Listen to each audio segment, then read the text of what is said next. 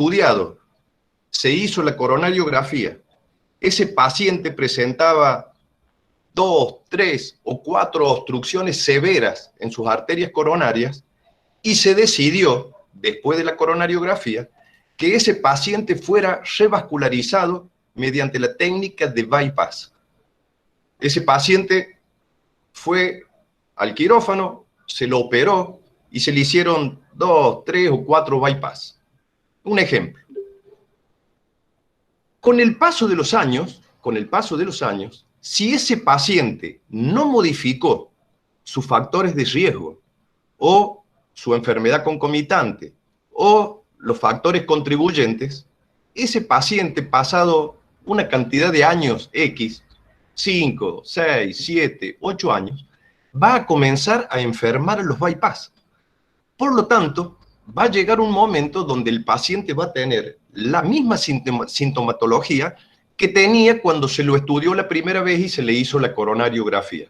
Por lo tanto, a ese paciente se le van a volver a realizar algunos estudios no invasivos y se lo va a mandar en definitiva, si realmente tiene algún problema en los bypass, se lo va a mandar al paciente a que se lo estudie nuevamente, se le haga otra coronariografía, que en este caso, en la jerga hemodinámica, angiográfica, se llama reestudio. Decimos de que vamos a hacer un reestudio a un paciente que se le hizo una coronariografía una vez, que después lo operaron, que le hicieron técnica de bypass, le conectaron 3, 4 bypass, y hoy vuelve para el que lo estudiemos. Ese tipo de estudio se lo llama reestudio. ¿Y qué es lo que vamos a hacer con este paciente? Lo que vamos a hacer con lo que tiene de arterias nativas, o sea, de sus coronarias nativas, y vamos a estudiar después, para completar el estudio, el estado de los bypass. ¿Y qué son los bypass? Los bypass son injertos que se hacen uniendo la arteria aorta en su porción ascendente, ya sea en la cara anterior o en la cara posterior de esta, con una parte sana de una arteria coronaria que tenga una obstrucción. Si ustedes están viendo estas imágenes que está mostrando el profesor Supone, fíjense de que hay en esas imágenes donde está la obstrucción, donde la obstrucción queda salteada, y en definitiva bypass significa eso, puente. Y lo que vamos a puentear es desde un lado sano hasta otro lado sano, puenteando o bypasseando la parte enferma. Esos bypass se llaman retroaórtico o anteroaórtico, depende dónde se lo conecte en su anastomosis, se llaman anastomosis las uniones, en su anastomosis primaria o aórtica. Si el cirujano va a injertar un bypass en la cara anterior de la porción ascendente de la aorta, se llaman bypass anteroaórtico. Y por una cuestión de cercanía, porque los bypass se trata de que sean los más cortos posibles. Está demostrado que mientras más cortos sean los bypass, más duraderos son.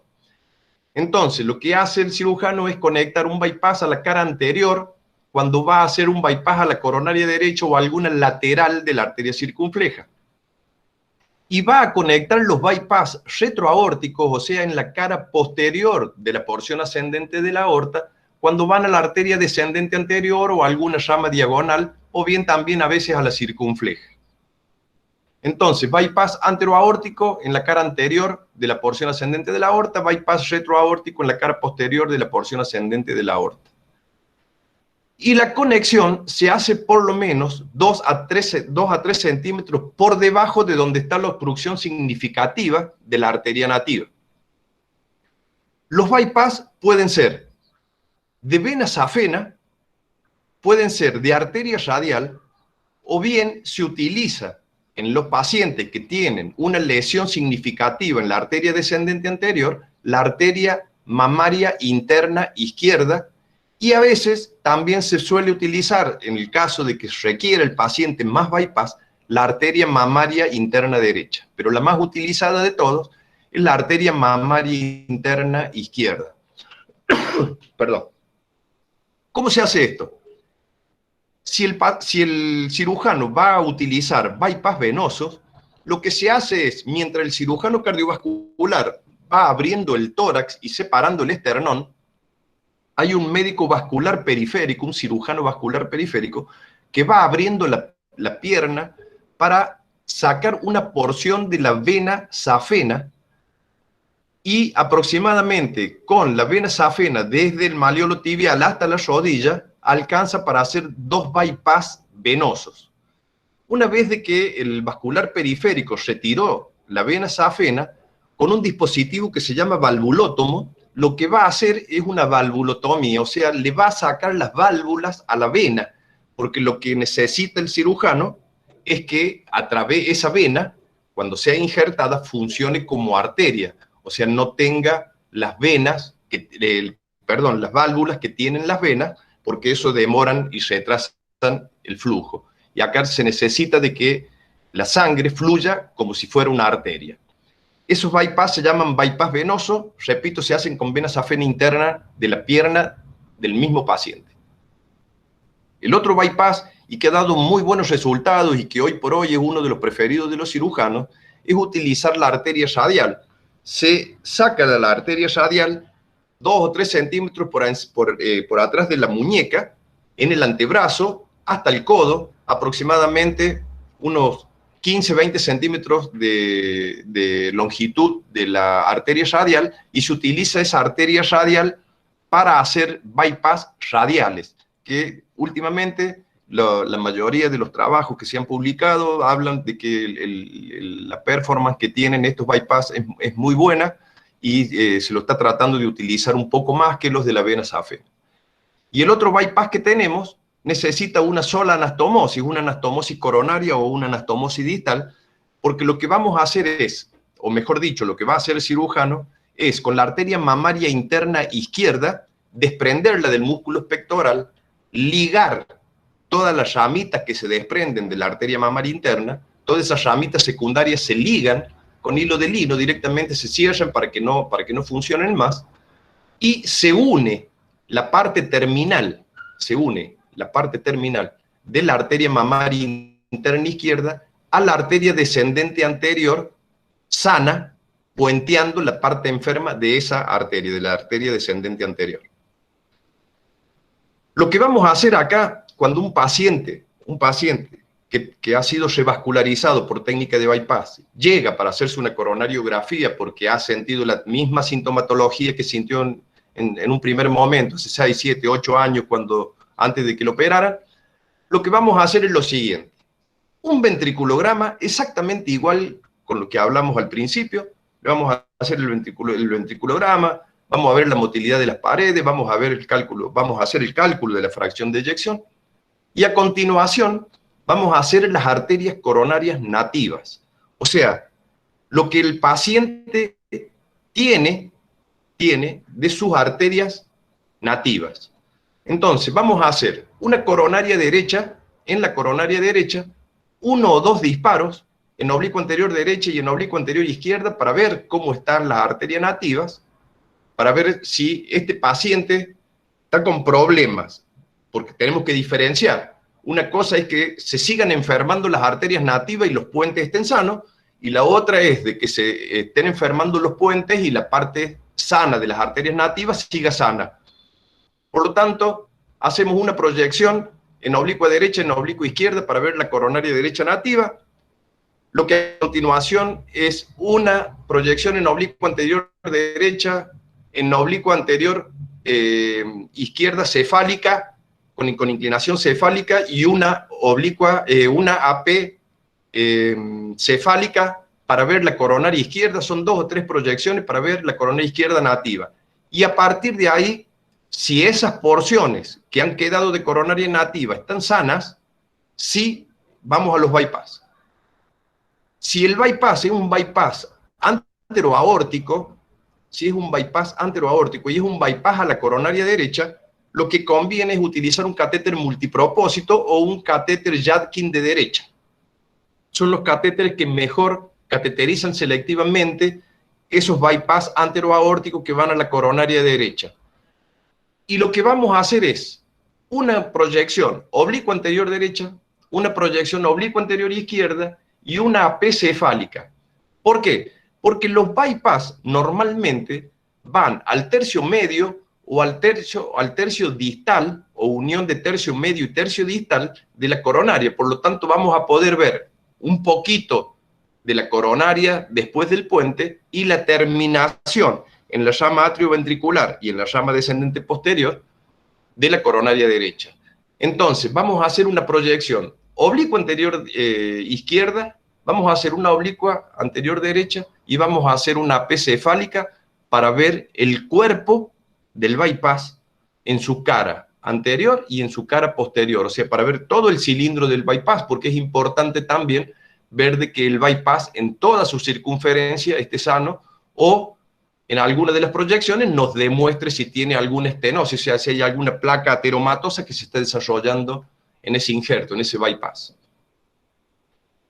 Una vez de que hemos hecho el bypass a la coronaria derecha, vamos a estudiar los bypass a la coronaria izquierda. Si tiene un bypass a la arteria circunfleja, ¿qué proyecciones vamos a hacer? Vamos a hacer las proyecciones, cateterizamos el bypass a la circunfleja y hacemos las proyecciones como si fuera para la circunfleja nativa. Por lo tanto, vamos a hacer una oblicua anterior derecha caudal, vamos a hacer una proyección de Spider para ver el tercio proximal de la cara posterior del bypass,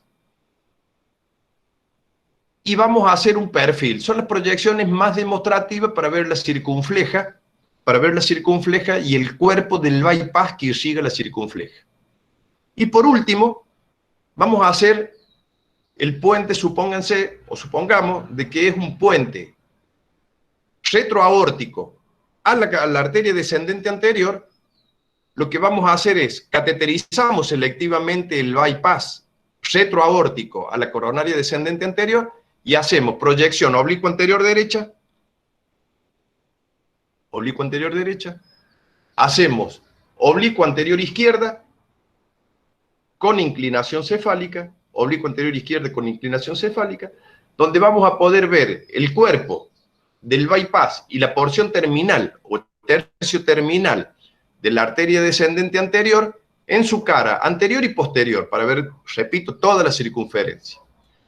Y en el caso de que se haya utilizado la arteria mamaria interna izquierda para hacerle un bypass a la arteria descendente anterior, lo que vamos a hacer es una AP cefálica que nos muestra perfectamente el bypass en su porción terminal, en la anastomosis, donde está unido en la parte distal de la arteria descendente anterior y el resto de la arteria descendente anterior.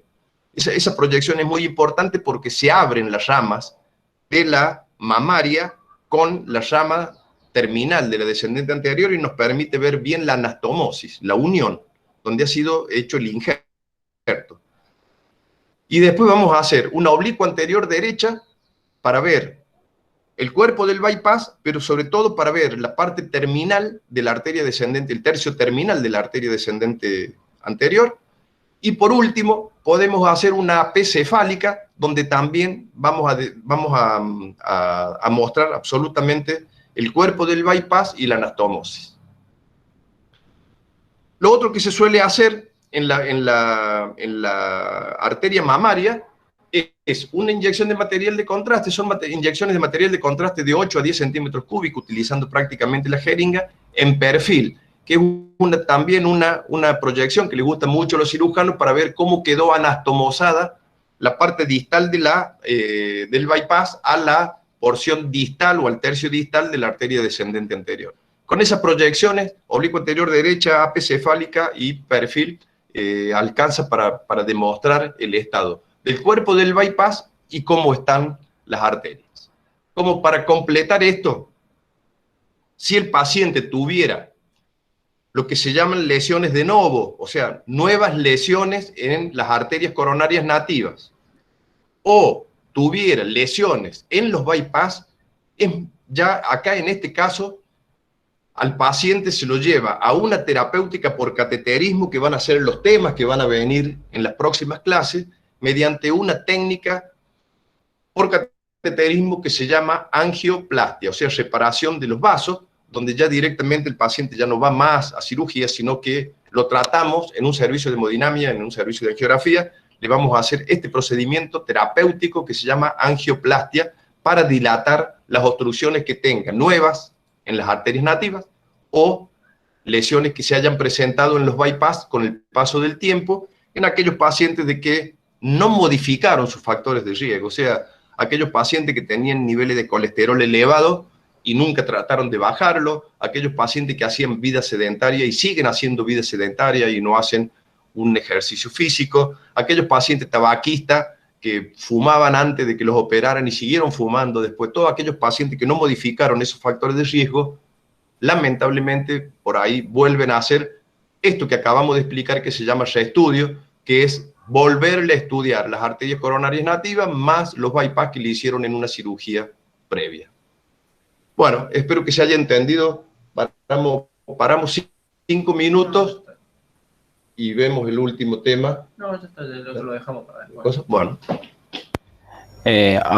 No, con esto damos por finalizado, profe. Hasta acá, a 1 hora y media de clase. Así que